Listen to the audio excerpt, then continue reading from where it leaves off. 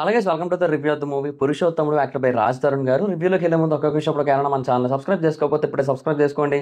పక్కన bell icon ఆల్లో పెట్టుకోండి. నా ఫర్దర్ వీడియోస్ మిస్ అవ్వకుండా చూడొచ్చు. చాలా మంది చూస్తున్నారు కానీ సబ్స్క్రైబ్ చేసుకోవట్లేదు. So please try to subscribe like the bell icon also. Hello guys, మీరు ఇప్పుడు సంపాదిస్తున్న దానికంటే ఎక్కువ ఇన్కమ్ని సంపాదించాలనుకుంటున్నారా? అయితే మీకున్న బెస్ట్ ఆప్షన్ స్టాక్ మార్కెట్లో ఇన్వెస్ట్ చేయడం. స్టాక్ మార్కెట్లో రైట్ నాలెడ్జ్తో ఇన్వెస్ట్ చేసినట్టయితే మీరు చాలా పెద్ద మొత్తంలో డబ్బులు సంపాదించవచ్చు.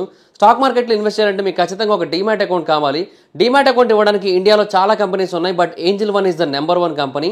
నేను కింద డిస్క్రిప్షన్లో ఏంజిల్ వన్ యొక్క లింక్ అయితే ఇచ్చాను. దాని మీద క్లిక్ చేసి మీరు అకౌంట్ ఓపెన్ చేసినట్టయితే మీరు ఏంజిల్ వన్లో ఫ్రీగా డీమ్యాట్ అకౌంట్ ఓపెన్ చేసుకోవచ్చు. ఇప్పుడే దాని మీద క్లిక్ చేసి మీ యొక్క డీమ్యాట్ అకౌంట్ ఓపెన్ చేసుకొని మీ స్టాక్ మార్కెట్ ఇన్వెస్ట్మెంట్ జర్నీని స్టార్ట్ చేయండి. ఇందులో లాభాలు ఉంటాయి, నష్టాలు ఉంటాయి, గమనించగలరు.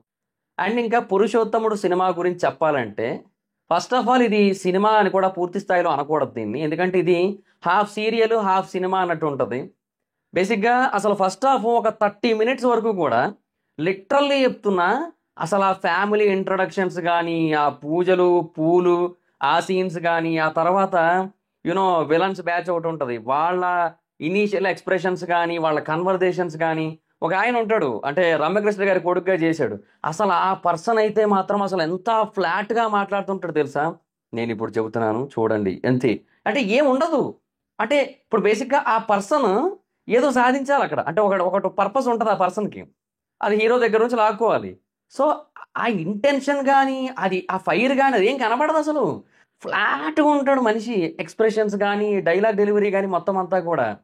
ఆ తర్వాత సీరియల్కి వేసినట్టే, ఇప్పుడు ఒక డైలాగ్ చెప్పిన తర్వాత అక్కడ ఒక 5-6 ఆర్టిస్ట్ ఉంటే ఒక ఆర్టిస్ట్ డైలాగ్ చెప్తే మిగతా 5 కూడా జుప్ జుప్ జుప్ జుప్ అని క్లోజ్అప్ షాట్లు వేస్తారు కదా.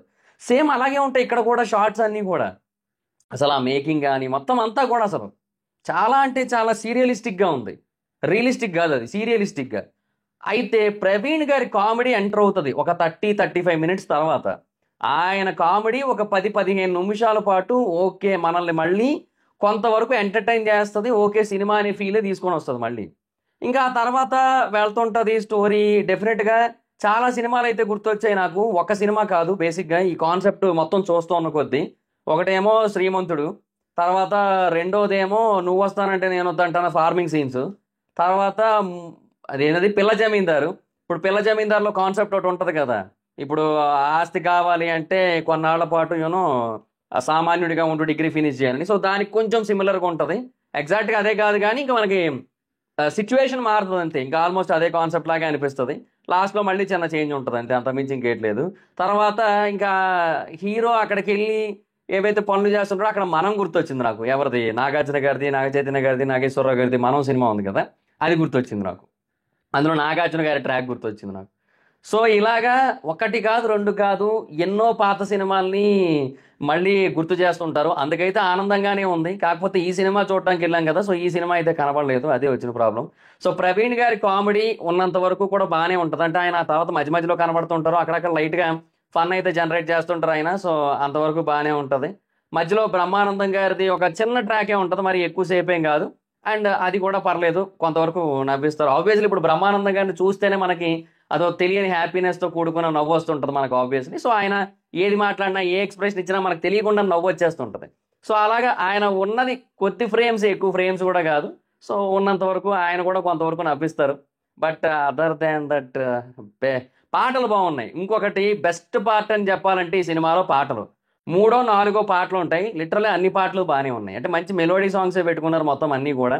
పాటలు అన్నీ కూడా బాగున్నాయి.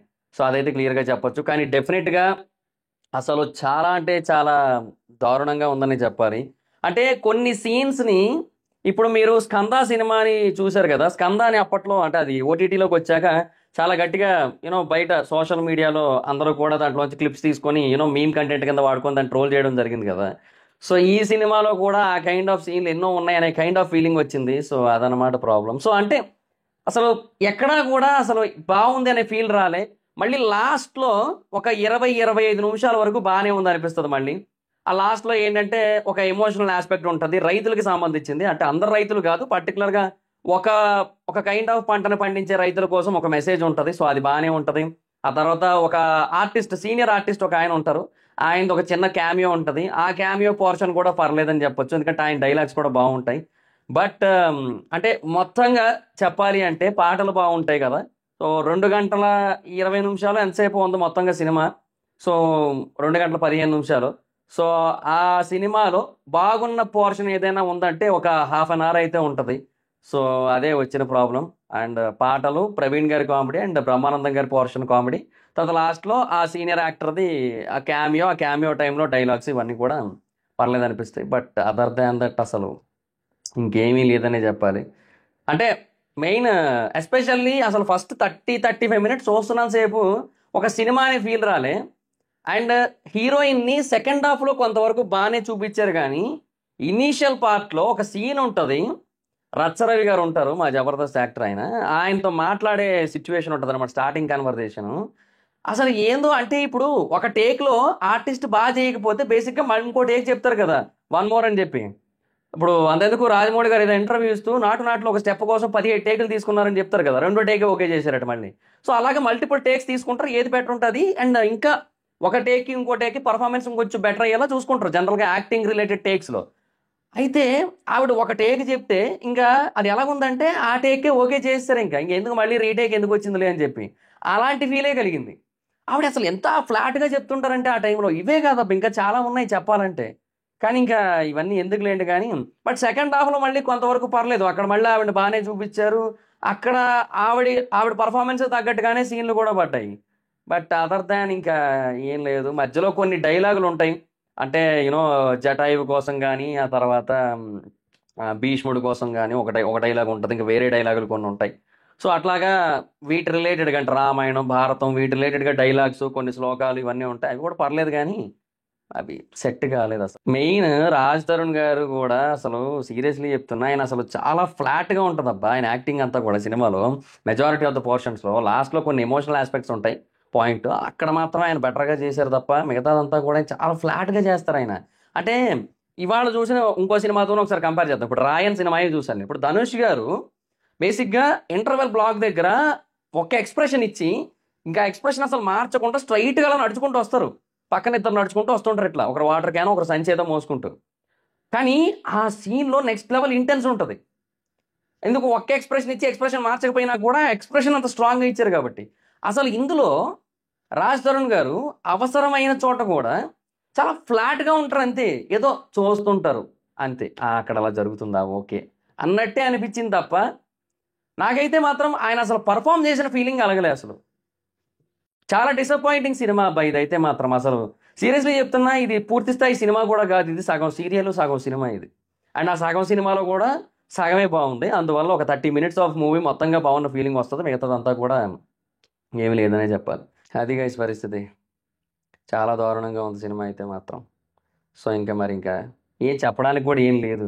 ఆర్టిస్టుల పర్ఫార్మెన్సెస్ అంటే లాస్ట్లో ఒక యాక్టర్ ఉంటారన్నాను కదా, ఆయన ఉన్న కొద్దిసేపు అయినా ఆయన బాగా చేస్తారు, ఆబ్వియస్లీ ఆయన చాలా పెద్ద సీనియర్ యాక్టర్ కాబట్టి. రమ్యకృష్ణ గారు ఓకే పర్లేదని చెప్పొచ్చు, మురళీ శర్మ గారు కూడా ఓకే పర్లేదు. ఇక ఇక కొంతమంది ఉన్నారు, వాళ్ళు కూడా కొంతవరకు బాగానే చేశారు. బట్ ఏంటి ఆ రైతులుగా చేసిన వాళ్ళలో కొంతమంది పర్లేదు, కానీ మళ్ళీ కొంతమంది సెట్ కాలే. సో మొత్తానికి చెప్తున్నాను కదా, ఈ సినిమాలో ఒక 50% ఆఫ్ యాక్టర్స్ మాత్రమే వాళ్ళ రోల్స్కి సెట్ అయ్యారు, మిగతా వాళ్ళు సెట్ కాలేదు, సరిగ్గా చేయలేదు కూడా. సో అది వచ్చిన ప్రాబ్లం. ఇంకా డైరెక్షన్ ఏం చెప్పాలనుకున్నారో ఇంకా వాళ్ళకే తెలియాలి, ఇంకంతే, ఇంకా చెప్పడానికి కూడా ఏం లేదు ఫస్ట్ ఆఫ్ ఆల్, అది వచ్చిన ప్రాబ్లం. అండ్ ఇంకా సాంగ్స్ అండ్ బీజిఎం, సాంగ్స్ అయితే మాత్రం బాగున్నాయి, చాలా బాగున్నాయి, మళ్ళీ చెప్పొచ్చు సాంగ్స్ చాలా బాగున్నాయి. ఉన్న పాటలు అన్నీ బాగానే ఉంటాయి, హీరో రిలేటెడ్ పాట, తర్వాత మెలోడీ సాంగ్స్ అన్నీ బాగానే ఉంటాయి, సాంగ్స్ అన్నీ బాగున్నాయి. బీజిఎమ్స్ ఏం లేదు, బీజిఎమ్స్ అంత గొప్పగా అయితే ఏం లేవు, ఏది అంత ఇంప్రెసివ్గా కానీ కనెక్టింగ్గా కానీ అసలు ఏం అనిపించలేదు. సో అదనమాట ప్రాబ్లం. అండ్ ఇంకా ఓవరాల్గా ఈ సినిమా అయితే మాత్రం అస్సలు బాగాలేదనే చెప్పాలి. సో ఇంకా సోది లేకుండా ఒక్క ముక్కలో ఈ సినిమా గురించి చెప్పాలంటే, సినిమా పేరు పురుషోత్తముడు అయితే సరిపోదు, అంటే పురుషుడు ఉత్తమంగా ఉంటే సరిపోదు, సినిమా కూడా ఉత్తమంగా ఉండాలి. బట్ అన్ఫార్చునేట్లీ అలా లేదు ఈ సినిమా. సో అది వచ్చిన ప్రాబ్లం. సో ఈ మూవీకి జనరల్ మూవీ రేటింగ్స్ ప్రకారంగా నేను ఇచ్చే రేటింగ్ అయితే I give 1.6 out of 5. So that's it, this is the review. Video కానీ మీకు నచ్చినట్టయితే లైక్ చేయండి, వీడియో షేర్ చేయండి. ఇప్పుడు కారణం మన ఛానల్ సబ్స్క్రైబ్ చేసుకోకపోతే ఇప్పుడే సబ్స్క్రైబ్ చేసుకోండి, పక్కన బెల్ ఐకాన్ ఆల్లో పెట్టుకోండి, నా ఫర్దర్ వీడియోస్ మిస్ అవ్వకుండా చూడొచ్చు. చాలా మంది చూస్తున్నారు కానీ సబ్స్క్రైబ్ చేసుకోవట్లేదు. So please try to subscribe, click the bell icon also. నా ఇన్స్టాగ్రామ్ ఐడి జబర్దస్త్ మైదర్, అక్కడ వచ్చి ఫాలో అవచ్చు. Thank you so much guys, బాబా, మీటో నెక్స్ట్ వీడియో, బై బై.